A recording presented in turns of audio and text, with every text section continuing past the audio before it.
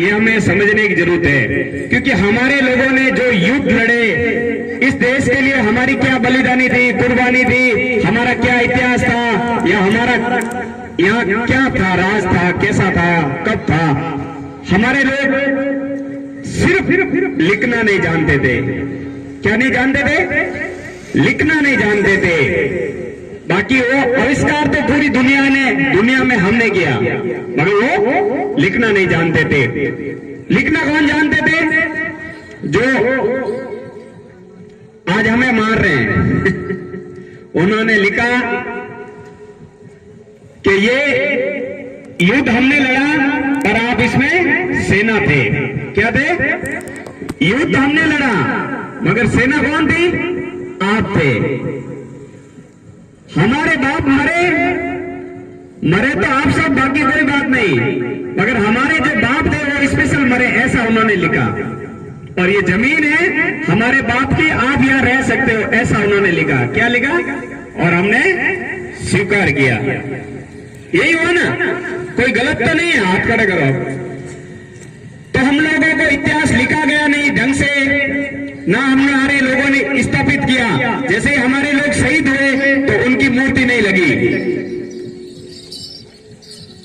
तो हम लोगों से हमारा इतिहास छीन लिया गया। क्या किया गया? आप उधर मत ध्यान दो, कोई बात नहीं, आप अपने ध्यान दो, ये तो अपने ही लोग हैं हमारा इतिहास छीन लिया गया, हमारे जमीनें छीन ली गई, हमारे संस्कृति छीन ली गई, और हमारे महापुरुष हमसे छीन लिए गए। क्या हमारे महापुरुष इतने ही थोड़ी थे? खूब थे, मगर वो सामने आ नहीं पाए। आप सोचिए, इस गांव में अगर कोई लड़ाई लड़ेगा तो एक व्यक्ति थोड़ी लड़ेगा, पूरा गांव लड़ेगा। अगर शहीद होगा तो पूरे गांव में काफी लोग शहीद होंगे, मगर हमारे लोगों को लिखा नहीं गया, इतिहास हमारा मिटा दिया गया। आज क्या नौबत आ गई है? आज क्या नौबत आ गई है कि हमारे पास सिर्फ जो रहते हैं वही जमीन है। क्या है? आज हम जहां रहते हैं हमारे पास वही जमीन है, जबकि सच्चाई क्या है? सच्चाई ये है कि हम इस देश के मालिक हैं, हम कहीं विदेश से नहीं आए हुए लोग हैं। जितने भी बाहर के लोग हैं गैर आदिवासी, वो विदेश से हैं। कहां से? वो यहाँ बिजनेस के सिलसिले में आए, व्यापारी कहते हैं उसे, और हम लोग इस देश के मूल मालिक हैं। कौन है? मगर मूल मालिक के पास आज जमीन है? नहीं है। आज क्या हम लोग जंगल में अपना अधिकार बता सकते हैं? बता सकते हैं कि हमारा जंगल है, ये पहाड़ हमारा है? आप जाकर वहां खोज कुछ खनिज निकाल सकते हैं? पेड़ काट सकते हैं? वहां अपना घर बना सकते हैं? वहां अपना मंदिर बना सकते हैं? इन पूर्वजों को स्थापित कर सकते हैं? नहीं कर सकते हैं। क्यों? हमें तो सिर्फ हवाई में बताया जा रहा है कि जंगल आपका है, पहाड़ आपका है, ये नदियां आपकी है, मगर वास्तव में क्या है? हम लोग वहां जाकर एक रात भी रुक नहीं सकते। यहां तक तो हम लोग अपने जो खेती करने के लिए लकड़ी चाहिए, हल की लकड़ी चाहिए, वो भी काट कर ला नहीं सकते हैं। सच्चाई तो ये है, हम लोग अपने घर के लिए जो लकड़ी होती है वो भी नहीं ला सकते हैं। ऐसी हालात है। आप समझिए कि हमारे पास क्या है और सच्चाई क्या है। आज वास्तव में ये हालत हो गई है आदिवासियों के। क्या इस गांव में कितने लोग सर्विस करते हैं? इस गांव के कितने युवा पीढ़ी सर्विस करते हैं? हाथ खड़ा करें। नौकरी नौकरी। आप सोचिए, जब सबसे ज्यादा आरक्षण कहा जाए तो हमारे पास है, सबसे ज्यादा जमीनें हमारे पास थी, मगर क्या हम लोग बिजनेस कर रहे हैं? हमारे पास होटल है क्या? कोई दुकानें हैं क्या? कोई व्यापार है क्या? कोई? जबकि हम लोग खेती का आविष्कार हमने किया। आपको भाषा समझ में आ रही है? हमने खेती का आविष्कार हमने किया। हमने जितनी भी फसलें उगाई, चाहे वो प्याज हो, लहसुन हो, जितने भी वो धान है, क्या उनकी मार्केटिंग हम करते हैं? नहीं करते हैं। तो आने वाले 5 साल, 10 साल, 50 साल के बाद में हमारा क्या अस्तित्व होगा? क्या होगा? आप समझ सकते हो क्या होगा? आज हम लोग सबसे ज्यादा किस हालात में, किसकी वजह से हैं? आपको समझना होगा। आपको ज्यादा महाराष्ट्र में एकलव्य क्यों पढ़ाते हैं? क्या पढ़ाते हैं? एकलव्य को बताते हैं कि एकलव्य वीर योद्धा रहे। तो एकलव्य को आपको समझना होगा कि एकलव्य के साथ छल कपट कैसे हुआ। कैसे हुआ? जब एकलव्य कहने लगा कि मुझे ये तीर कमान सीखनी है, तो आपको ये समझना है गुरु तो जो गुरु थे वो पहले आए कि हमारे बाप पहले आए? आप समझिए यहां से। भील पैदा से ये तीर कमान चलाता है, तो फिर वो गुरु जी को पहले तीर कमान किसने सिखाई होगी? ये यहां से समझिए। हमारे बाप दादा पहले तीर कमान चलाते थे, तो गुरु जी बाद में आए, तो हमें तीर कमान सिखाने की जरूरत नहीं है। हम पैदा से तीर कमान चलाते हैं। क्या चलाते हैं? भील शब्द का अर्थ क्या है? क्या है भील शब्द का अर्थ है तीर कमान, जो कि द्रविड़ भाषा का शब्द है। हमारा तो शब्द ही तीर कमान है, फिर हमें कहीं इसे सीखने की आवश्यकता है? नहीं। हमारा गुरु हमारे बाप ही है, हमारा बाप दादा ही हमारे गुरु है। हमारा गुरु कोई नहीं हो सकता है। क्या हो सकता है? हमारा गुरु कोई नहीं हो सकता है। हमारा भगवान आप समझिए। आपको समझना होगा कि इस धरती पर पहला इंसान कौन जन्मा? आदिवासी। वो कहां पैदा हुआ? साउथ अफ्रीका में। कहां हुआ? वो कितने साल पुरानी बात है ये? 39 लाख साल। तो आप समझिए पहला इंसान धरती पर जब आदिवासी पैदा हुआ, तो फिर तो भगवान तो बाद में आए होंगे।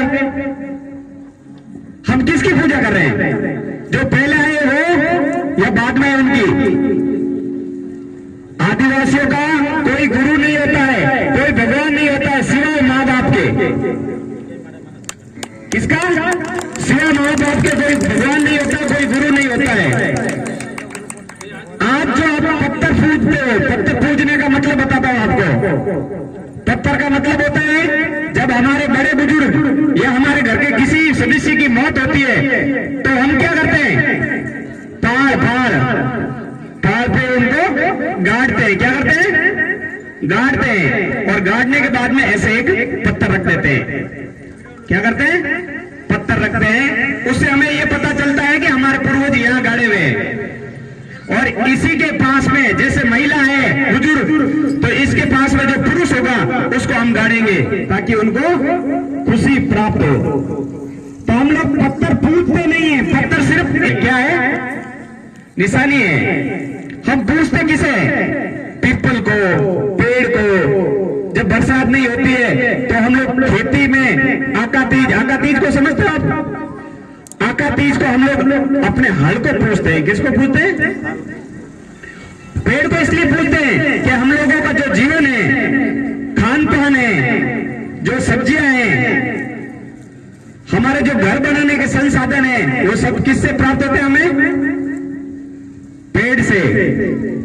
आप सभी ध्यान दें। देखो ये बार बार प्रोग्राम नहीं होते हैं, साल में 1-2 बार प्रोग्राम होता है। आपका अगर ध्यान कहीं और है तो ये प्रोग्राम सफल नहीं होगा। खासकर मैं माताओं से कहना चाहता हूं कि इस गांव में अभी जो रैली निकाली थी उसमें करीबन हमने देखा कि 4-5 हजार महिला होगी, 2000 तो पक्की होगी, मगर आने की संख्या। आपके बच्चे देख लो, आपके बच्चे आज स्मैक पी रहे हैं, गांजा पी रहे हैं, दारू पी रहे हैं, सिगरेट पी रहे हैं। तो आपके बच्चों का भविष्य अंधकार में है। क्या है? आपको सबसे ज्यादा जन जागरण करने की महिलाओं को जरूरत है। आज आप देख लीजिए, अगर आपकी बच्चियां पढ़ नहीं रही है तो आप एक शराबी को ही दोगे। MBBS वाला बच्चा आपकी लड़की को लेकर नहीं जाएगा। आप समझे? आप यहाँ जो शराब पीकर घूम रहे हैं उनको मत देखिए, वो तो रोज का काम है और इनको झेलना हमारा काम है। आप इनसे घबराइए मत। तो आप इनकी तरफ ध्यान मत दीजिए। आपका जो मुख्य उद्देश्य है आज ये कैडर कैंप महिलाओं को करना है। आज क्या कंडीशन हो गई है? जवान बेटा घर में दारू पीकर, सिगरेट पीकर सो रहा है, पति घर के अंदर सो रहा है, और महिलाएं किसी और के खेतों में काम करने जा रही है, या कमटे का काम कर रही है, या फिर और कोई काम करके पेट पालन कर रही है। तो ये कंडीशन हो गई है कि हमारी जमीनें चली गई, हमारे अधिकार चले गए, हमारा जो कुछ था सब छीन चुका है। कंडीशन ये हो गई है, पूरे गांव में एक दो बच्ची ट्वेल्थ की होगी, या कोई बच्चा 2-4 बच्चे होंगे जो 12वीं से ऊपर पढ़ाई की होगी, बाकी तो हम लोग सभी 0 हैं। हमारे गांव में कोई वकील है? नहीं है ना। हम वकील किसको करते हैं? जो हमें मारता है उसके भाई को, है ना। हम लोग, एक भाई मारता है, दूसरे भाई थाने में है तो वो उसके पास जाते हैं। हम लोग क्या करते हैं? मृत्यु भोज करते हैं। क्या करते हैं? मृत्यु भोज करते हैं। उससे हमारा क्या होगा? बडेर पाचा आ जाए, बडेर 80 बर्रा बडेर पाचो आ जाए, कहीं 3-4 लाख खर्च करना नहीं पड़े, मत पैसों खर्च करना चाहिए अपने, पर आपो खर्च नहीं करा। कहीं करा आप ब्याह महीने आज बच्ची शादी करो तो 4 तोला सोना दो, 1000 रुपया लेन कर्जो लेन कहीं लो, और पचो कर्जो उतारने वास्ते जमीन बेचनी पड़ी। आदिवासी कभी भी मार्केट पे निर्भर नहीं था। क्या नहीं था? आदिवासी को जो चीज चाहिए वो खुद पैदा कर देता था, चाहे वो अनाज हो, चाहे अपने जीवन में खाने पीने की चीजें हो, सभी खुद पे निर्भर है। आज यहाँ सभी चीजें अपने मिल जाएगी। आपको फूल खेत में मिल जाएंगे, बाजरी मिल जाएगी, नारियल मिल जाएगा, हल्दी हम खेत में उगाते हैं, दाने हम खेत में उगाते हैं, मिर्ची हम खेत में उगाते हैं, और जो 12 मास सब्जी खाते हैं वो हम पेट से प्राप्त करते हैं। मगर आज क्या सिस्टम हो गया? आपको होली मनानी है। क्या मनानी है? होली। होली के दिन ही हम फसल काटते हैं और वो फसल पूरी ले जाकर मार्केट में देते हैं, और वहां से क्या लाते हैं? वो गुलाल। एक दूसरे के मुंह काले कर देते हैं, दारू पीते हैं, और उस पैसे का 4 महीने में जो हमने पैसा कमाया, उस पैसे को हम लोग करीबन एक रात में ही खत्म कर देते हैं। दिवाली को क्या होता है? दिवाली के दिन ही हम अमावस के दिन फसल लेते हैं, उस फसल को ले जाकर मार्केट में देते हैं, और उससे हम लोग लेके आते हैं। क्या लेके आते हैं? वो बम और वो पीपा, लोहा का बक्सा, जिसमें हम कहते हैं सामान रखेंगे, और नए नए कपड़े लाते हैं और बम फोड़ते हैं और मिठाई खाते हैं, और दूसरे दिन वो पैसे रप्पू चप्पर। हम लोगों की जो मेहनत होती है वो कहां जाती है? बाजारों में। आज आपको समझना होगा कि हमारे जो जितना भी जीवन का कमाई है वो हम लोग ब्याहों में, मृत्यु भोज में, ये 12 त्योहार, किसी एक भी त्योहार आपके बाप दादों से जुड़ा हुआ नहीं है। आपका एक भी त्योहार आपके बाप दादा से रिलेटिव नहीं है, जुड़ा हुआ नहीं है क्या कोई? होली क्या लगती है? दिवाली क्या लगती है आपके? कुछ नहीं लगता है। मगर ये सब क्यों मनाते हैं? क्योंकि उनकी तो दुकानें चलती है, इसलिए वो लोग मनाते हैं। मगर आप क्यों मना रहे हो ये हमें पता नहीं है। आपको समझना है कि आपको होली मनानी है या दिवाली मनानी है या टंटिया मामा की जयंती मनानी है। अगर टंटिया मामा की जयंती मनाओगे आप, तो आपकी जमीन बचेगी, आपकी औलाद बचेगी, आपका जो अधिकार है वो बचेगा, आपके अंदर जो स्वाभिमान है वो बचेगा। और अगर आप दिवाली होली मनाओगे और ये मृत्यु भोज करोगे तो आपकी बच्चियों के ऊपर कर्जा होगा, आपके ऊपर कर्जा होगा, आपकी जमीनें बिकेगी। अब आपको समझना है कि क्या मनाना है। आज आपके पास खुद के कपड़े पहने हुए ये गैर आदिवासियों की संस्कृति का हिस्सा है। आज आपकी बोली है वो गैर आदिवासियों की बोली है। आज आप सबके पास विचारधारा है वो गैर आदिवासियों की विचारधारा है। हमारी विचारधारा क्या है? हमारी विचारधारा है आदिवासियों को लेकर चलना, आदिवासियों को छोड़ना नहीं, जोड़ के चलना, उसका साथ मरते दम तक रहना, आदिवासियों को एकदम एक बंद मुट्ठी रखना, ये आदिवासी विचारधारा है। और आज क्या कंडीशन हो गई? 4 भाई से चारों अलग अलग रहते हैं, एक इस कोने में एक उस कोने में। ये गैर आदिवासियों की विचारधारा हमारे पास है। आज हमारे महिलाओं के नाम के पीछे देवी क्यों लगता है? क्योंकि उससे हमारी जात का सिंबल पता चलता है कि किस नीची जात की औरत है। क्यों? आज कौन सा भगवान आपका है? किस भगवान ने आपकी जमीन बचाई? किस भगवान ने आपको भिखारी बनाया? ये आपको समझना है। आपको ये समझना है आप उपवास करते हो, किसके लिए करते हो? आप क्या मान रहे हो? जब आपके बच्चे शिक्षित व्यक्तियों के साथ जाएंगे तब वहां से आपका MBBS भी बनेगा, आरजीएस भी बनेगा या टीचर बनेगा, जब शिक्षित व्यक्तियों के पास जाएंगे तब होगा। आपकी बच्ची शिक्षित व्यक्तियों के लड़कियों के साथ जाएगी, हमारे समाज में शिक्षित माहौल में जाएगी तब होगी। आप अगर शिव मंदिर में भेजोगे तो वहां से किसी के नंबर लेके आएगी और वो कॉल ही करेगी, वो कोई एमबीबीएस नहीं बनेगी। आप समझ रहे हो? जब हमारे बच्चे मेले में जाएगी तो क्या सीखेगी, और जब समाज के जन जागरण में जाएगी तो क्या सीखेगी। आपको कहां ले जाना है, कहां जाना है, ये आप पे निर्भर है। आदिवासी दबाव नहीं देगा किसी पे। हम लोग चाहते हैं, मैं चाहता हूं कि मेरी बहनें और मातृशक्ति अपने समाज के लिए जन जागरण करें। आपको पुरुषों के लिए भी काम करना है, क्योंकि जो मेन ताकत होती है हमारी माताओं में होती है।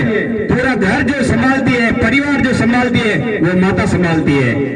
तो आपकी जिम्मेदारी है कि जब तक हमारे घर में जवान पुरुष है तो आपकी बेटी को काम पे नहीं भेजेंगे, उसको स्कूल भेजेंगे।